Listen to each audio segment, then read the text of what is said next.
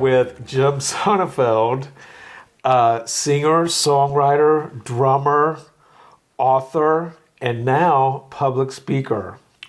Jim, welcome to Our Table is Ready. Thanks for having me. Glad to be here to speak publicly. Yes. To you. Because you're a public speaker now, and we welcome you and all your drinks. Thank you. Thank you. We've known each other for a long time. Yes. Goes way back. I don't know if I have brought this up. I'm sure I told you at one time or another, but it's been a long time. When I was thinking about this the other day, I was like, oh, this will be a great story to start with, because it's my first meeting you, my first impression.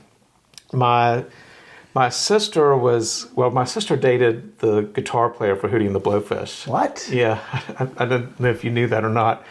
And it was before Hootie and the Blowfish was very popular. They were popular in South Carolina, but this was before the big time. And I was living in New York City, working at Madison Square Garden, waiting tables there. And y'all came to New York to play. Right. You were in a van, you rode up, and it was somewhere like, I want to say the Meatpacking District or... Yeah, the Wetlands Preserve was the name of the little dive bar. That's right. And so I got a bunch of people from work to go and see my sister's boyfriend's band. They were just dating at the time. And you were there, and then we went back to where y'all were staying that night. Under the bridge? Yeah, it was practically under the bridge. But you had gotten into a fight with, I'm assuming, Alyssa from your book. Perhaps, yes, Alyssa. And you were having the biggest temper tantrum and just smashing stuff. And I was like, gosh, this guy is such a jerk. And so that was my first impression of you. And I didn't see you since then until my sister married the guitar player from Hootie the Blowfish. Yes. And we were hanging out that weekend, and you were super nice to me, and you gave me a pair of sunglasses. So I was like, well, this guy's not such a jerk. So, which, note to everyone out there, my friendship is for sale. Yes. Just so we're very clear on that. But, and also interesting, speaking of the Madison Square Garden, this is another thing I thought of, so my friends from there went to see y'all play at the Wetlands, and then I don't think it was less than 5 years later that y'all were playing at Madison Square Garden. Yeah. So good job. We moved our way up in New York. We went from the Wetlands Preserve to basically Madison Square Garden in a few years. Yes. There was no in-betweens is the weird thing. We didn't play a bigger bar and then a theater and then a small amphitheater. Like it was... Right. Very interesting. Now, before all that, you were young. You were much younger. And you were little Jimmy playing the drums. Yes. As I read about in the book, Swimming with the Blowfish. Nice. It's a very excellent book. You talk about playing the drums. When you were little, I think your parents got you a drum set, and you took lessons, and then you had some soccer stuff also that you were...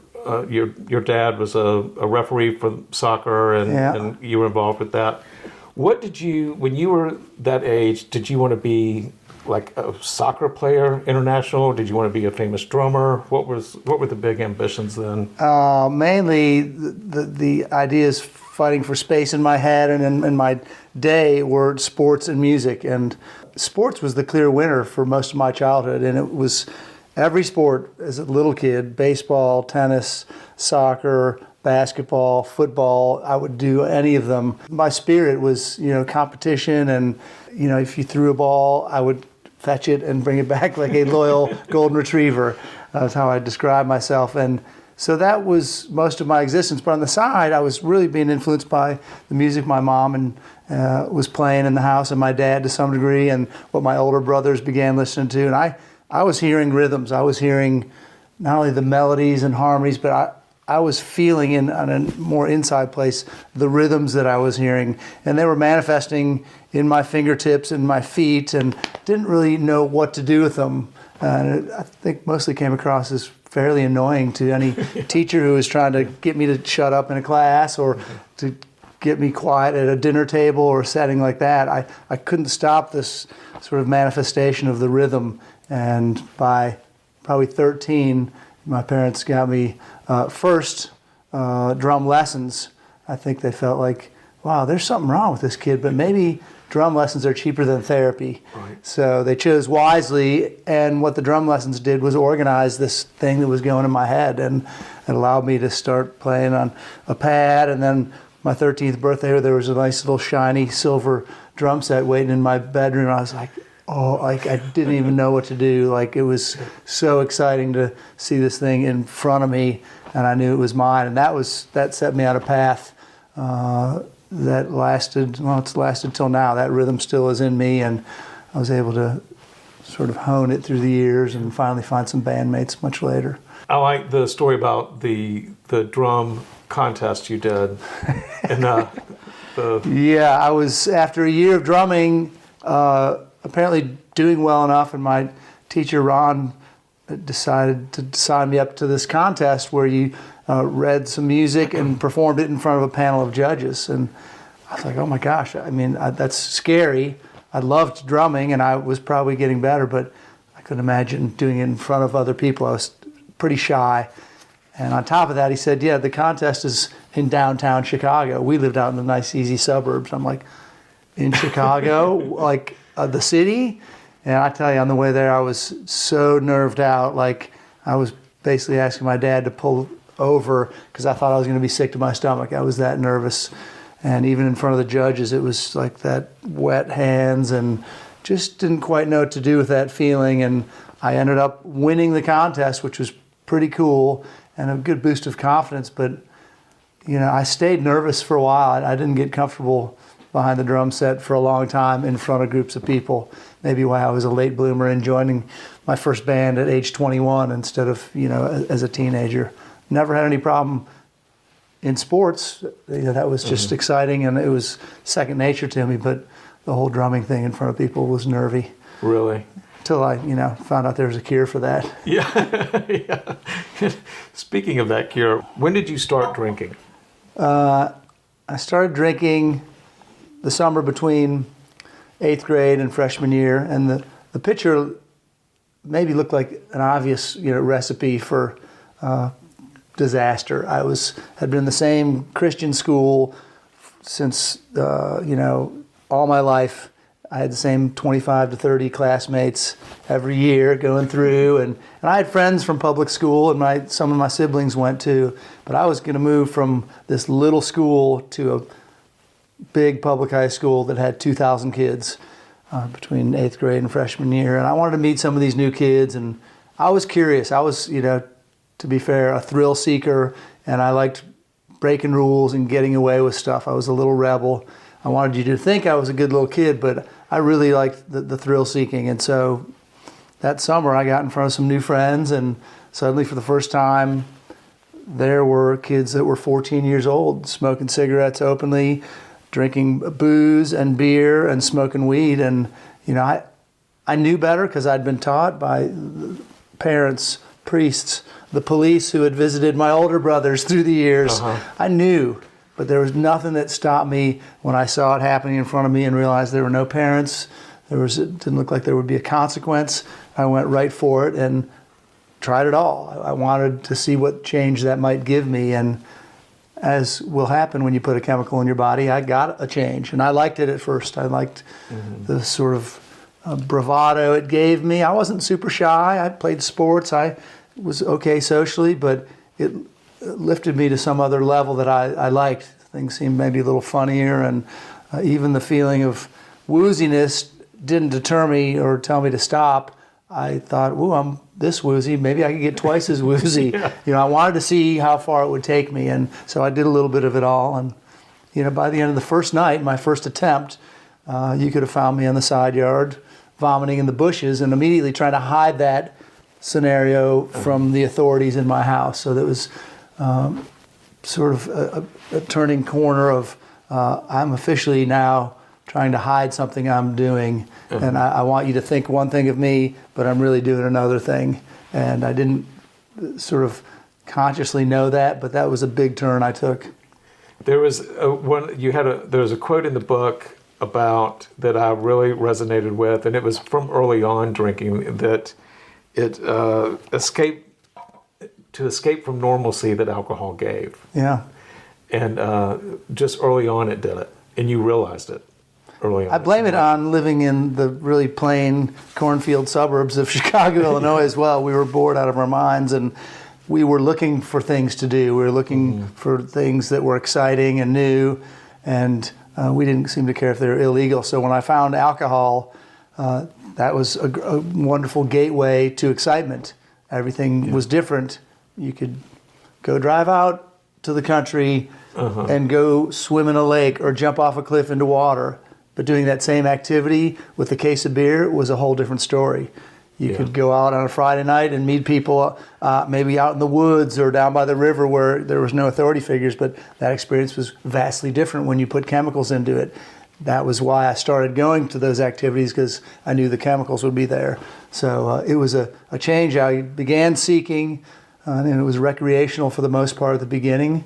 I could turn it off and go to school for 5 days, but when that weekend came, I was really ready for it, and so were the people I was hanging out with, and that was no accident either.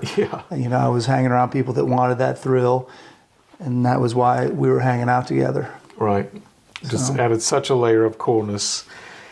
So you left the suburbs of Chicago. You went to, tell us about the soccer for playing, I can't talk. Tell me that thing you do with the little ball and the short shorts. Yeah, see, I don't know that. Playing soccer for college. How did that all come about? Like that you were going to play?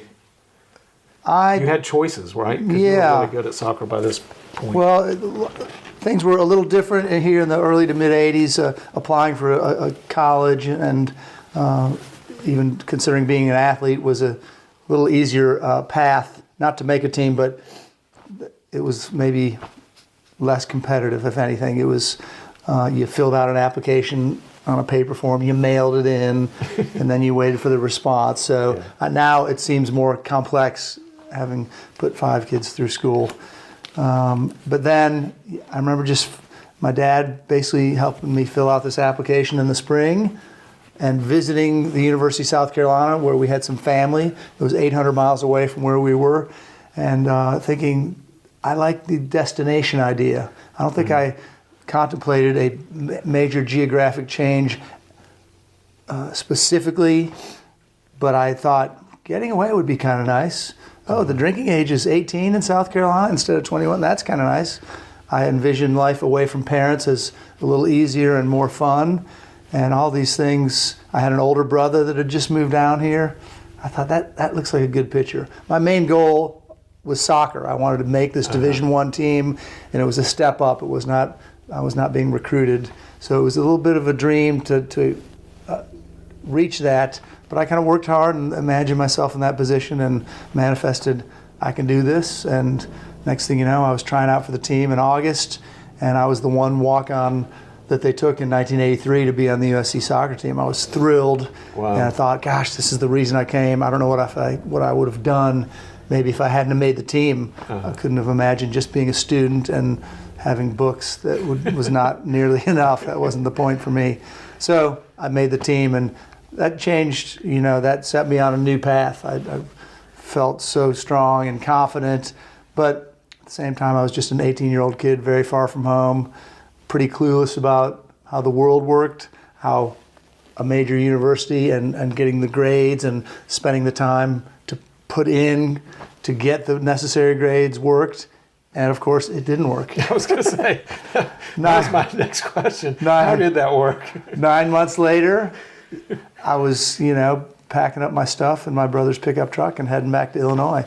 Failed out of college. I broke my foot during the first game of the season. That was an emotional sort of trauma for me that I had a hard time facing.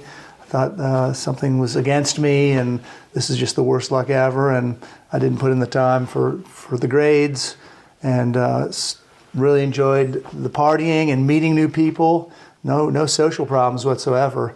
But I was heading home, that student athlete that had a big dream, and then it failed, and I was back home again, and I was so miserable during that brief period at home, like just so down on myself. And I got a phone call that there was a brief glimmer of hope that they could get me back in the university, and that the coach actually did want me to return for my soccer skills if I would return and get into summer school and take a certain amount of classes and get certain grades. And I hauled my little sorry butt back and did exactly what it took, you know, riding a 10-speed from across the bridge in Casey every morning and working out and sort of refocusing, and had sort of a mantra I was going for, cut my hair a little shorter and just wanted to refocus and start over again, which is what I did in the fall of my sophomore year. Slightly smarter, still pursuing, you know, relationships and a party and a thrill, but knowing that I needed to give more and put more into the soccer and into the books, or I wasn't going to be allowed to stay in school. I think that one of the stories in the book about that really tells the where partying was the priority was the Grateful Dead concert. Mm-hmm. You really wanted to go, and I guess the other teammates wanted to go, and the coach was smarter than that, so he made you all leave for a game earlier. You won the game. I think you scored the winning goal, and as you were celebrating, you were still mad at the coach for not being able to go to the Grateful Dead concert. And I'm like, that's true priority. I had a little pride working in me, I think, at the age of 19 or 20. Yeah, I had my eyes set on doing a big Grateful Dead Halloween concert, and they were in Columbia, South Carolina, which they didn't really come to regularly, and that's what I wanted. I had a growing sort of disparity between what I wanted. Here I was in a team sport, which requires sacrifice and working towards a greater good, but I also had the side of me that was a contradiction, that I want what I want. I want to go to this concert. I want to party hard. I'm in the middle of a really strong season for myself and our team, and I can't see that there's a connection. And so I've got this contradiction working in me, and it shows itself on the field. I score the first goal of the game, which you'd think would be just another great moment on the field. That's what we're there for. And I'm got this grudge in my heart of, screw them. I was kept from partying. Yeah, I could have been hungover right now. Yeah. I could so be familiar. I'd have been probably sitting on the bench and not on the field if I'd gone to see the Grateful Dead, faking an injury because I was so hungover. But if that, yeah. So I had, again, this is not apparent to me at the time. It's only in hindsight that I could see the patterns growing. That I've got some major contradictions, some things that aren't adding up, some things that are working against one another in reality, and I can't see them because of either my youth or maybe this growing thrill with seeking amusement through drugs and alcohol. Yeah, exactly. The ultimate coping mechanisms. Right. All right. So when you did graduate, you ended up graduating.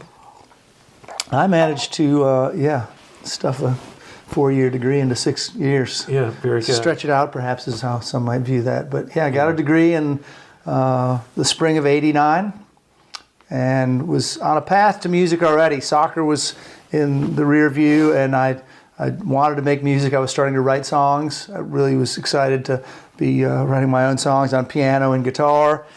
Hadn't found the place to put them and was really new in the skill, so I was writing probably more bad songs and dumb songs than quality stuff. I had a couple that I liked, but that was, a turning point. And another turn is going to happen where I've got to make a choice. What do I want to do? Which way do I want to go? And that's when I meet, my future, which is 3 guys in a oddly named band, Hootie and the Blowfish. Right. Well, before that, there was Tootie and Jones. And I like to poke fun at the name Hootie and the Blowfish, but I came from a band called Tootie and the Jones. So Hootie and the Blowfish. Yeah, I mean, not much room to... It's like a lot of sounds. Maybe they did that because it was easier for you to remember. It could be. I think maybe weird names were the vogue in 1989. But yeah, I was wanting to play music. I was learning my craft and certainly didn't envision myself necessarily in a desk job. I was in an internship at the university. I was willing to work hard. Again, one of my contradictions, I worked my butt off. I had a 40-hour-a-week job that I usually was on time for. I worked weekends for the football show, videotaping up and down the sideline. I was in another band besides Tootie and the Jones, and then I was about to join a third band. So I understood the value of work, but it was competing against my party life and the hour. There's only so many hours in a week. Yeah. How am I going to fit in all this partying and work? Exactly. And so I was doing my youthful best job at that in 1989 when I decided to join my third band, which was Hootie and the Blowfish.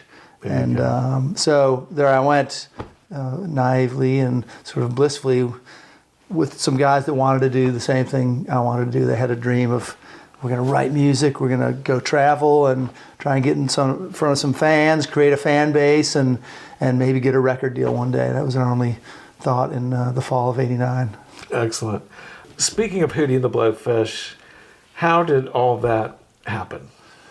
Well, I think timing was the most important part of me getting in that band. I was in a class at the university with Mark Bryan my last semester, and I got burnt out of a apartment complex on campus. There was a big fire, and about a dozen of us were, basically homeless, and I didn't really have anything to speak of. And that same night of the fire, sort of down on my luck, I ended up at a bar in Five Points where anyone would go for sympathy or if you don't have a toothbrush? Do you have you don't have anything. Yeah. Could I crash on your couch tonight? Yeah. And I did. I went to Rockefeller's, this little bar in Five Points, and I walked in and there's a live band playing, and I recognized my buddy from class, Mark Bryan, up on stage. I'd never seen his band before, and he stopped the show. It was amazing. He stopped it and said, "Hey, everybody, hold on. I'm going to do something here. I'm going to pass my hat, and I want you to put money in it because a bunch of kids up on campus lost their house today, their apartment, and one of them's here, Sony, and put $1 in if you got it," and because he doesn't have anything.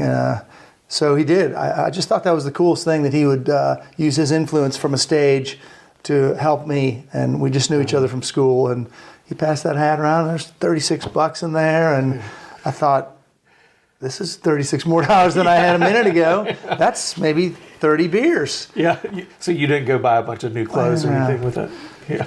I thought the outfit I had on when I ran out of our burning apartment was perfect. Perfect. I could use that at least for a week. Plenty. And that was my knowledge of Hootie and the Blowfish. That was the band he was in. And 6 months later, I was auditioning for that band. And I had heard they wanted to write their own music instead of just play covers. And I really had a heart for writing, and I auditioned, and gosh, the musical part probably wasn't as important as my feeling for the guys. They would use their influence for good to give to another person. They loved sports. They seemed pretty laid back. They were sort of on their way finishing college, and it seemed like, a little nice camaraderie. And I didn't even know musically where we were headed. They played a bunch of cover songs. They played a lot of REM songs. I did not understand their obsession for REM, but I jumped right in. Okay, I'll do this. And off we went to try and make money, to provide studio time to record our original material, travel, get paid at parties, to buy a van. And it was a business, but it was also a lot of fun. We loved hanging out with one another, and we rehearsed every night and headed to Five Points, balancing two important parts of life. Right, exactly. Pleasure and business. Exactly. And it was all good. Off we went. Yeah. And that wasn't, I think a lot of people think that it was an overnight sensation type of thing, but there were a lot of ups and downs that you tell about in the book and make it real interesting to read about. I mean, we did what any young band has to do if they want to further themselves. You take crappy gigs, you take any gigs, you book yourselves. If you don't have a manager, you try hard, you go long distances, you're just doing whatever you can. There wasn't a lot of avenues to connect us to the real business, so we just started booking. We got a little manager finally, and he helped us with our bookings. But days, months, years go by while you're honing your craft. You got to write a lot of bad songs to get a few good ones. So the late 80s passed and became the early 90s, and probably by 92 we were able to quit our day jobs, which is a big turning point. It gave us a lot more freedom to travel. Also made us very poor, and we were already pretty poor. We lived in dumpy little apartments around here, but it allowed us the freedom to work harder and travel longer distances without having to return for a job. So that's exactly what we did by 92, 93. And by the end of 93, we were a signable act. We looked like a band that had a following, that were slightly organized and had their stuff together and might have a sound that could be brought out to a bigger audience.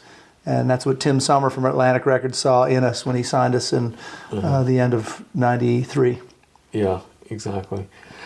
Speaking of the songwriting, tell us about, because it was great to read about writing Hold Your Hand, Hold My Hand, whatever that Hold song anybody's is. hand at that time of my life. Whatever that's called. We were, collaborating. We were not formally trained. We didn't have any tools but what the four of us held in our musical love of the bands we listened to growing up, and we were just mimicking them. So we all wrote some lyrics. We all had chord progressions we were working on, and we all chipped in the best we could. It was a nice collaborative effort. In the period between sort of 89 and 90, 91, 92, we were writing the songs that would become later hits. We were writing Only Want to Be With You and Hold My Hand and Let Her Cry. This is the period where we're just honing our craft, and we're using our audiences in bars and parties to basically test our songs. It's the best way to go out and test your material. If people are dancing, that's probably a good song or something memorable. If they're not moving and they're going to the bathroom every time you play a certain song, maybe we ought to ditch that one. And so it was a great period to test these songs. And so by the time we get signed to Atlantic Records and we're in the studio in the spring of 94, we have a pretty good idea what has been working for us. So we know certain songs have to be on this record. And if you only get a dozen songs on an album, we know for sure at least 6 of them that exist, because the audience have been sort of saying yes to them for a bunch of years. So that's a good head start to making your first, national debut record. And so in the spring of 94, we go in the studio, and ironically, while we're in the studio, grunge music takes a big hit, and Kurt Cobain leaves the earth. Maybe signifying that grunge might be on the way out, because it had been dominating for several years, and we weren't grunge. No. We were hoping to be maybe the answer to something new, a newer sound. And we loved grunge, but it was dominant, and we couldn't figure out how are we going to get on the radio if all anybody wants to do is sign sort of bands that sound like Nirvana or Pearl Jam, and we couldn't envision how that would happen.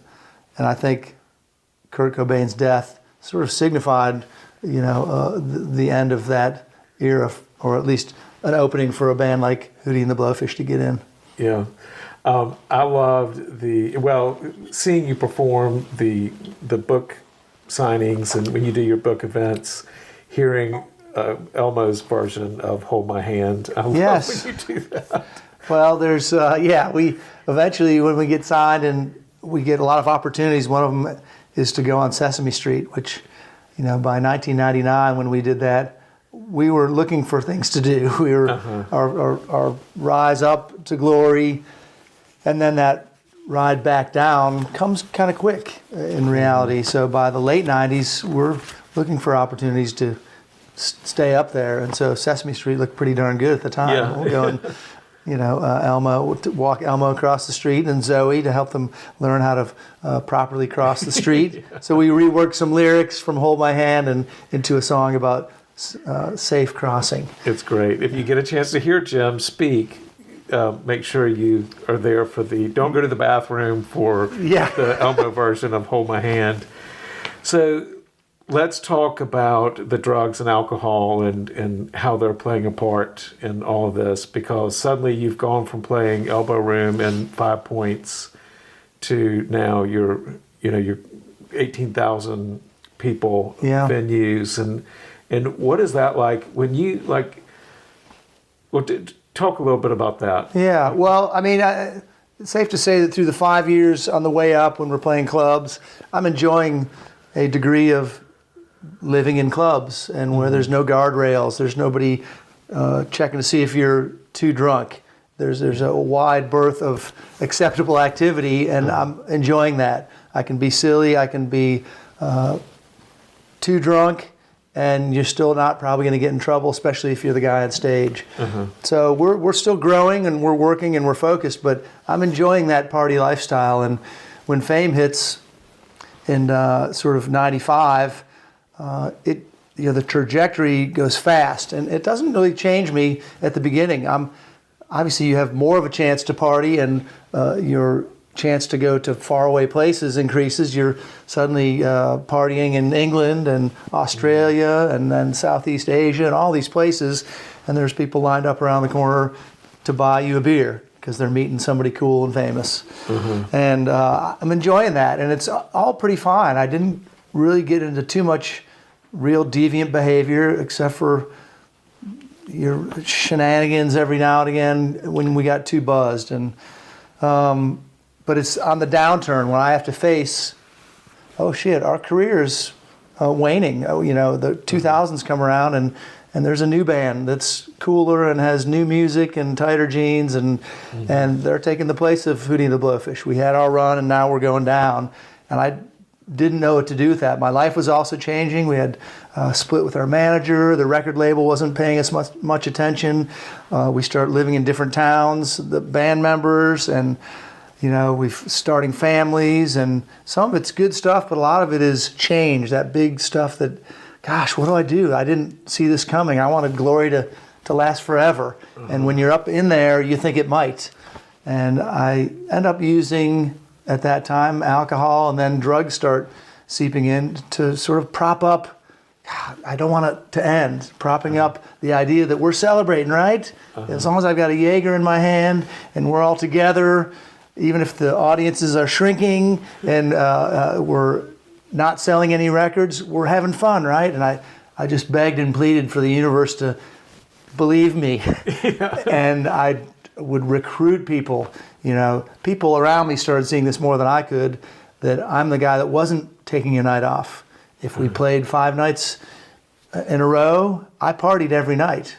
And some people took nights off. And when I went home, I partied to celebrate. I'm home. Here's my old friends. Let's celebrate. And so that started becoming a 7-day-a-week cycle by 2001. And by 2002, I'm getting interventions. I'm getting some people looking at me like, oh, he doesn't take a night off, does he? Or you don't take a night off? That's a worry. And I start a family. Suddenly that's not working because it's not working. You can't party 7 nights a week. You come home in terrible shape, needing recovery just from your nights away, and that doesn't work with little kids and a family. So I'm getting some consequences. And on the road, I'm acting out because I'm unable to deal with these emotions. I don't know why I feel like hell. I don't know why I'm lashing out. 1 minute, I'm happy-go-lucky, and then it goes dark, and I'm in a fight, or I'm in an argument, or I'm just being an idiot lashing out, and people can't understand what's going on. It's because I am unable to deal with these emotions brewing inside with reality, and I'm trying to nurse it with medicine called alcohol and drugs, and it ain't working. And I'm not going down easily, though. I'm not going down without a fight. I'm fighting it, as much as I can when the interventions start. Like, no, I'm fine. No, it was just an incident. I didn't even get arrested. As long as there was somebody that was worse, then I felt like I was okay. And these excuses just keep coming.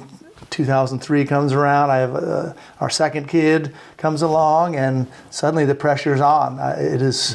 I'm finding it hard to camouflage my activity, which is what my job had become, hiding what I didn't want people to see. So I'm now isolating, and if people can't party as long and as hard as I can, I'll do it alone.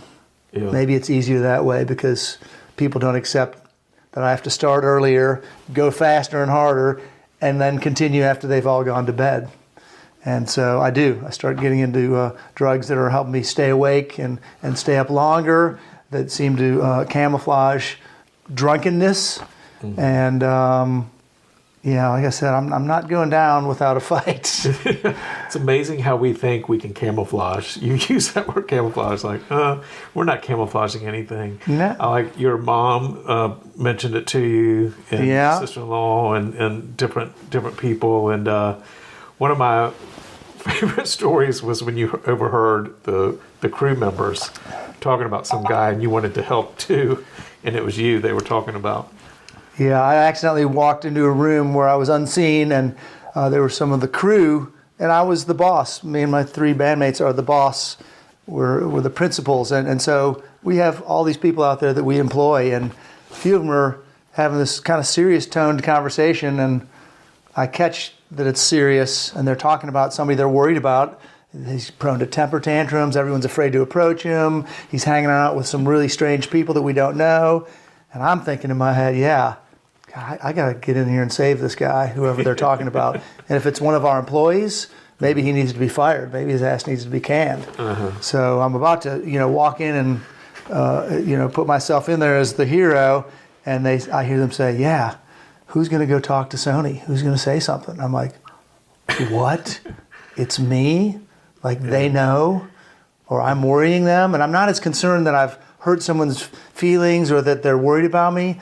I'm concerned that I'm caught. Yeah. Like I am not getting their approval. And I didn't know at the time I was needing so much approval.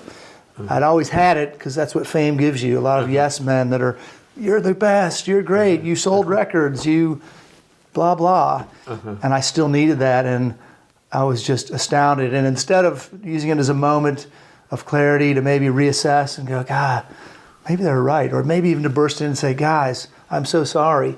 I've caused you this pain.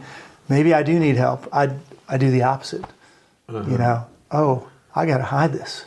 I need to watch my P's and Q's. I need to hide my drugs so they don't see it, or I need to act like I'm going home and then go out and hang out with the people that can party like me. Yeah. And that's exactly what I do. I make a detour. Oh, shoot, I got to watch out. And so I went the other way. And that just meant diving deeper into some supposed camouflage and lies and secrets, many of them to myself, which are the dangerous ones, because I'm now lying to myself about who I am, which makes it very difficult when you're looking for the truth or to have an honest, healthy relationship. And yeah, I go down and down and down, and the consequences keep getting closer. There's no escaping the consequences. And I don't know what to do. I'm afraid of quitting.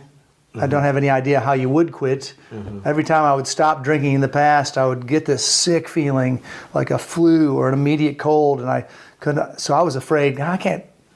Every time I stop for a period, I'm getting really ill. I didn't know it was called detoxing. Yeah. I had no idea this was a medical term, and that it could hurt you or kill you. Stopping cold turkey, because I had a very high tolerance.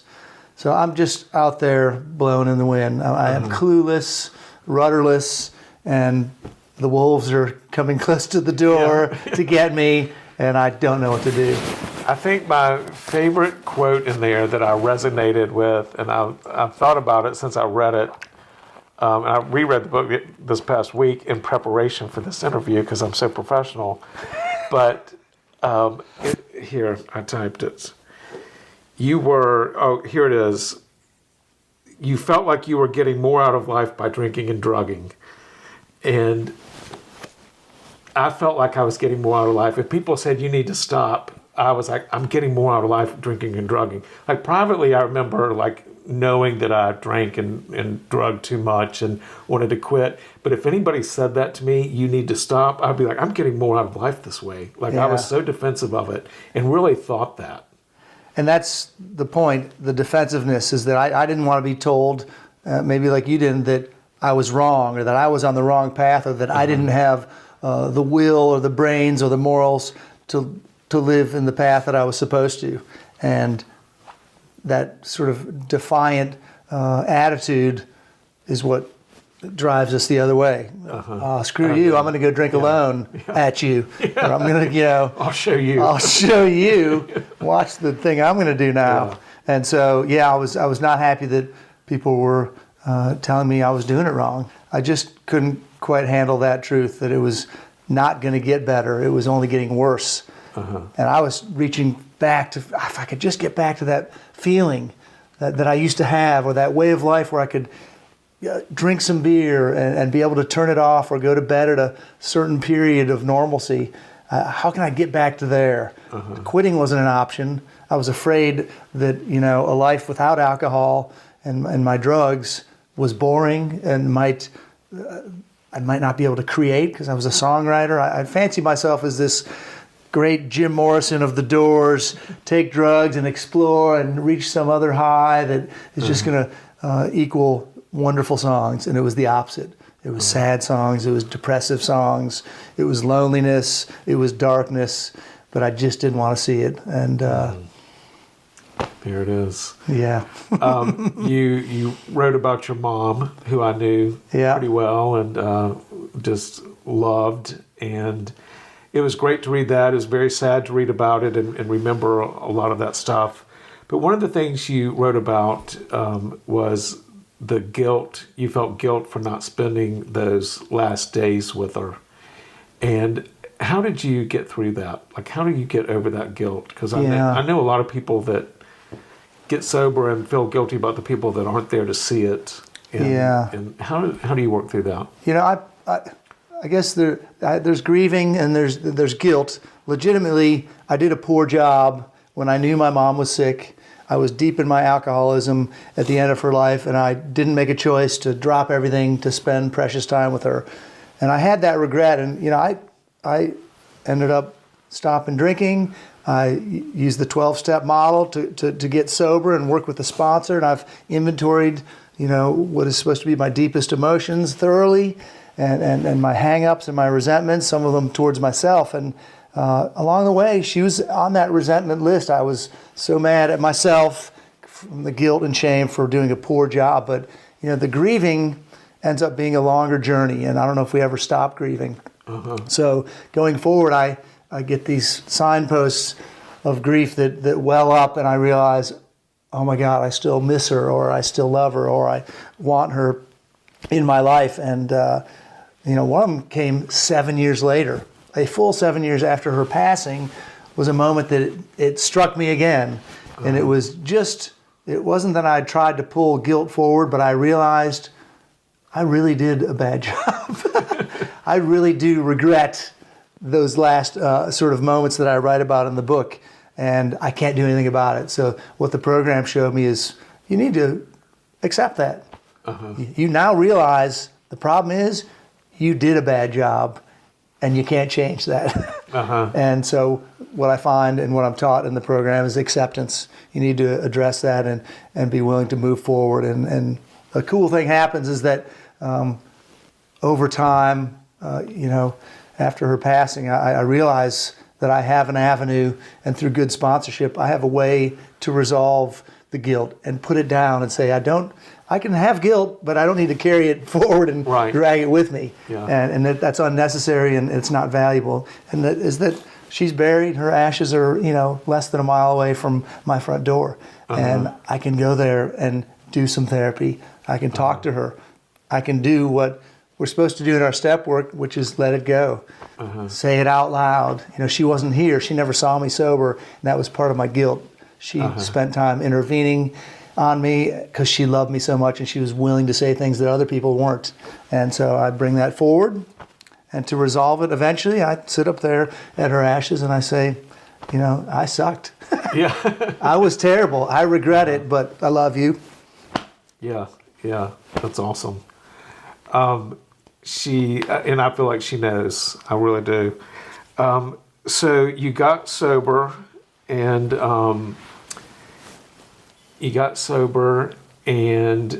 you tell us about that. Tell us about early sobriety. What was that like? I got sober and life became perfect. It was amazing. Right. I mean, it probably only took 4 days before I had things solved. I did again, talking about my contradictions, I'm in sobriety. I've put the plug in the jug, and I'm willing to go forward and start taking suggestions. And I start going to a meeting every day.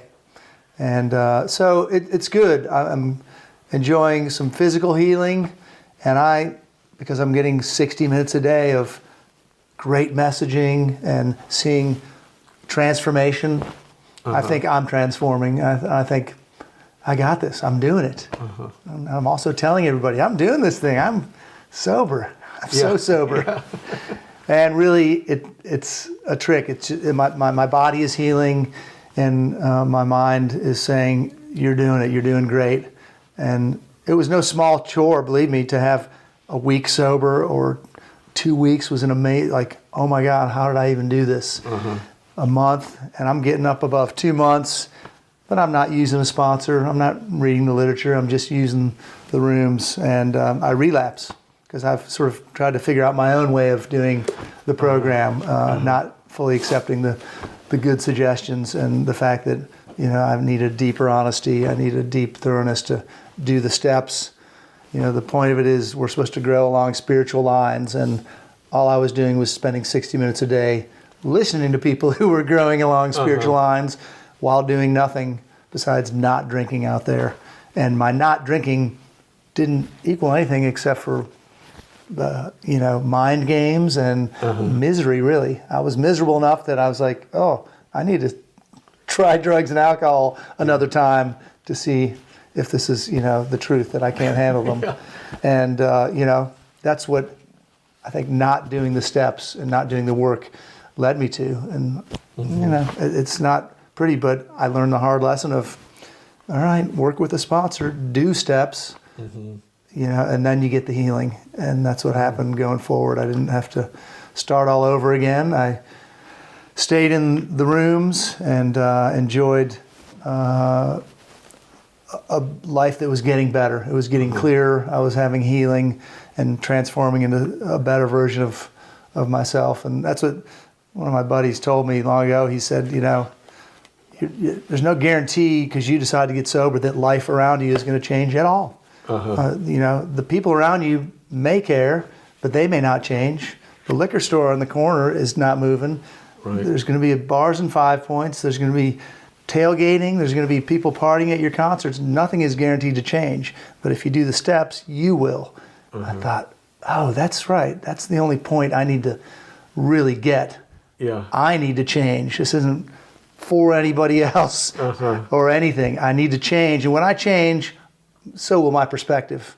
And my perspective did change about tailgating and people partying at concerts, and the fact that 5 Points is still there and there's partying every night. Yeah. And so my perspective needs to change, and it eventually did that 180 where I just look at life differently. I know who I am, and I know mostly I don't control or get to change a lot of the things out there. Yeah, acceptance.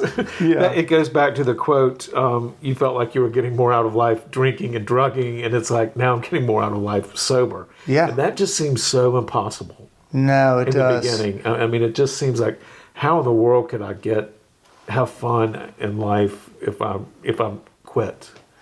And the hours, it was immediately clear that at least I had a wider margin for possibilities and opportunities, because when I stopped drinking and stopped calling my drug dealer, I suddenly had like so many extra hours in a day because my insanity, besides what happens when I put chemicals in my body, which is not really insane, it's what happens when you put chemicals, but my insanity was, I would spend the earliest hours of the day obsessing over, all right, how am I going to conjure the right situation that I can start drinking as soon as possible? How am I going to run into my drug dealer in town so I can make a handoff, subtly? That obsession had consumed so much of my days, and when I stopped that, it was like, oh my gosh, I have all this time. Freedom. Like, what am I going to do? And eventually I learned, it was to put more time into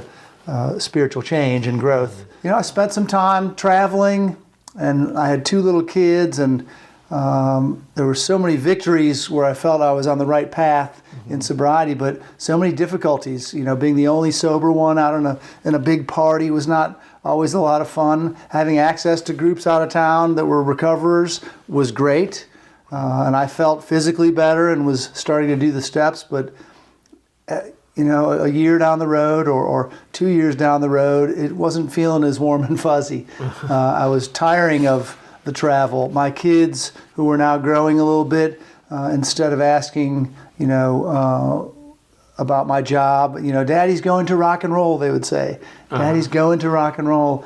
They were asking, why did I have to keep going to rock and roll? Mm-hmm. It seemed, I'm sure, from their perspective, like a constant unpacking of bags and repacking and saying bye again. And I started to think, do I need or want this sort of lifestyle? And part of the discovery that the steps taught me was I had to learn what made me tick, what made me mad, what I was resentful over, what I needed, not just what I wanted in life. And so by doing the steps, I started to understand that I didn't want a traveling life. I wanted to try and make the most of my kids and loving them and having a real relationship with them. My marriage was falling apart at the time. I ended up divorced.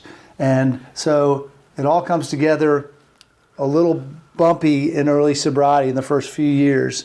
And I think that's the experience for a lot of people new in recovery, because you have to face the reality of what your life is, not what you thought it was or here's the version I like to tell people about my life. No, I had to look at what it was, and it was broken in a lot of ways, and I was dishonest and deceptive in a lot of ways, and I had to acknowledge that. And one of the first things I did was go to my band to say, listen, I don't know about, or not the first things, but when I discovered this about me, I sort of went to them and said, I don't want to travel. I don't want to do this travel now. I don't know if I'm not quitting. I'm not saying forever, but we're not making albums and we're doing these thrown together tours. Maybe we should all consider taking a little break. And so I could spend more time with my kids selfishly. And, at the time our singer Darius he had put together a country album, and no one thought this was going to be a big thing. Right. And it wasn't like met with fervor, like there was no big announcement. He put out his first single, and we were still on our final tour, and that thing went number one. Yeah. And that changed our trajectory because it changed his. And suddenly it looked like, well, maybe if the band were willing to take a break, Darius would like that, because he wants to. He's kind of got number one single in country. He's going to want to nurture that baby, and that's exactly what happened. We decided as a band we would go dormant, and that was sort of mid 2008 or early 2008, and it took till the end of the year to really figure out what that would mean for us. And our lives were changing rapidly. We had not only Darius as a country star, but I had, after a divorce, started dating someone who, well, let's just say she was married to somebody else in the band previously. Right. And maybe if you've read the book, it's not a spoiler alert. Yes. Actually, that's my sister. Turns out it is your sister. Yes. And so we've got a lot of evolution happening, and some people are liking it, some people are not liking it, but it's change, and we're in this major transition that feels, again, gritty and like, God, where are we going? Who are we? And next thing you know, I'm married to your sister, right, as was mentioned, and we're embarking on something brand new, along with Darius, our singer, embarking on something brand new, and the band also going into dormancy. So, if change is a topic we hear and talk about a lot, there's no wonder we do. Yeah. Life is this constant change. Darius, when he did that, I think it was his first country show that he was doing in Charleston, and it was on the weekend that y'all got married. It was his homecoming show in Charleston, but not as Hootie, as Darius Rucker Country Star. Yeah. On a Friday night, and on a Saturday morning, I think we're getting married. I remember that I went to the show that night, and backstage there were all the Hootie people there that we had all partied together for, I guess it was 15 years at that point, or 20, but longer, but since, the early days. And so many people were like, what do you think about Laura and Jim getting married? And my thing was then, and it's always been the same, is that, when divorce happens, it's always about the kids. Yeah. And Laura's kids had always called you Uncle Sonny.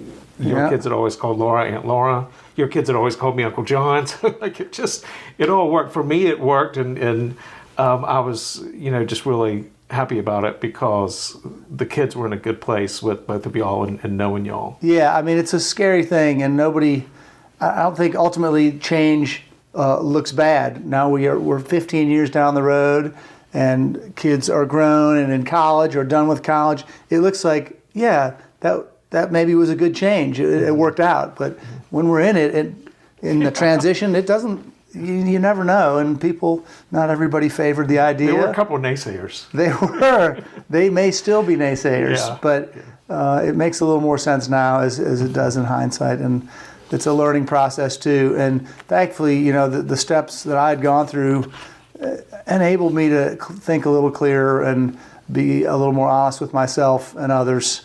Otherwise, that would have never happened in a relationship and probably wouldn't have lasted. Yeah, well, for me, it's been great to be part of this family. Now, what about as far as sobriety?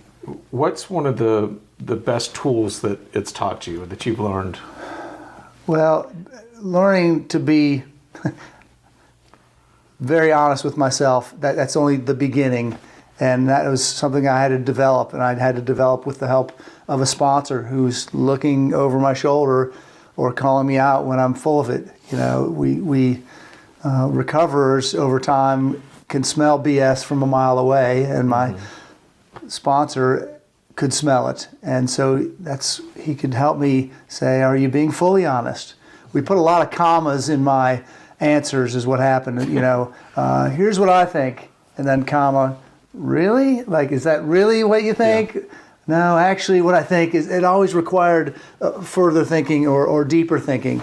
And so that was a big gift to learn that often my first response was a little full of it. My first response was a reaction in any part of life until I thought, well, is that really what I feel? Because I want to make myself out as something. I believe certain things about me. I want them to be true, but in reality, they may not be true. And we're trying to cut through that. So self-honesty and going and hanging out with other recoverers in an anonymous setting is the perfect place so we can share anonymously. No one's going to tattletale or anything like that, and that's the practice I needed. I didn't really have a group where I could be honest on that deep of a level about my real serious shortcomings and my failures and my weaknesses and my limitations, because we don't want to talk about that.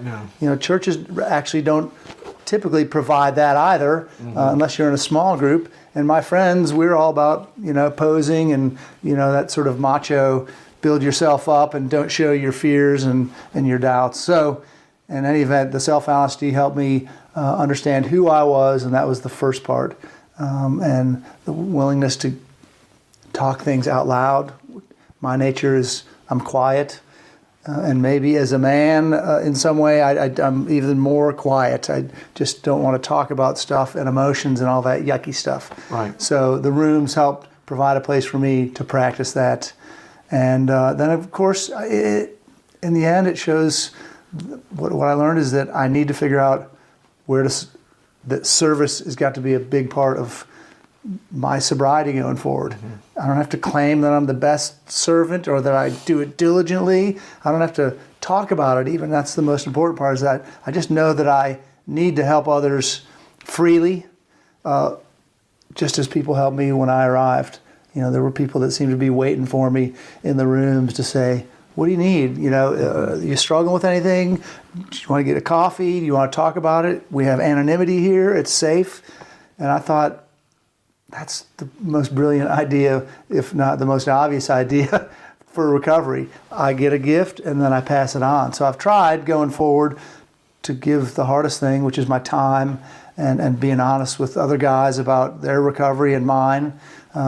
That's what's made this whole thing float on. I get to. It's not like I just get sober one day or during a season of my life and then drop it off. I need to practice it, and so practicing it is what I've learned has to be at the forefront. Mm-hmm. What's been the biggest surprise about recovery? Like something that you thought one way, but it's turned out to be completely different. I was fearful of who I would be without what I thought was the elixir of life, alcohol. It made me funny. It made me creative. It made me get along in crowds and do crazy things. And I thought, without that, who am I? And so the surprise was that I get to discover who I really am. And who I am is a guy that's maybe a little more shy and quiet than I understood. A person who can be honest with himself and others, which is hard because I discovered I'm a person who desires your approval. So I want people to like me, and I will disguise my own life to get them to like me. And going through and overcoming that a little bit has been helpful. And the surprise is that it's a better version of me.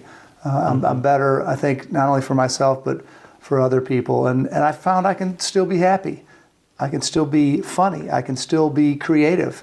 I've written most of my better songs, more developed songs, I believe, in sobriety, where I've got a clear head. I found the craziest surprise was, music and rock and roll to me always meant nighttime, in the darkness, in the shadows, when everyone has gone to bed. You can do whatever you want. And that was the joy for me. And even what I thought my creativity held, I would end up trying to write songs later and later at night or into the morning even, thinking that was the way. And I found myself, after a year or two being clean, of sitting at a piano in the morning time, having these creative flourishes and this wellspring of creativity over a cup of coffee in the newness of a day. And that was like such a surprise. I'm like, look at me sitting here, awake, but also being fruitful. And I sort of recaptured what I always hated and what alcoholism made me hate, which was the beginning of a new day, when the light is just coming in. And it was something new, and I never thought I'd sort of be that person. I've that passed too. I realized sleeping in is a brilliant thing. Great thing. Yeah, blankets over your head. It's not the worst thing. So I've landed somewhere in the middle, maybe. Very good. Excellent. Well, so glad you did. This has been great. Thank you very much. All of this and much more is in his book, Swimming with the Blowfish.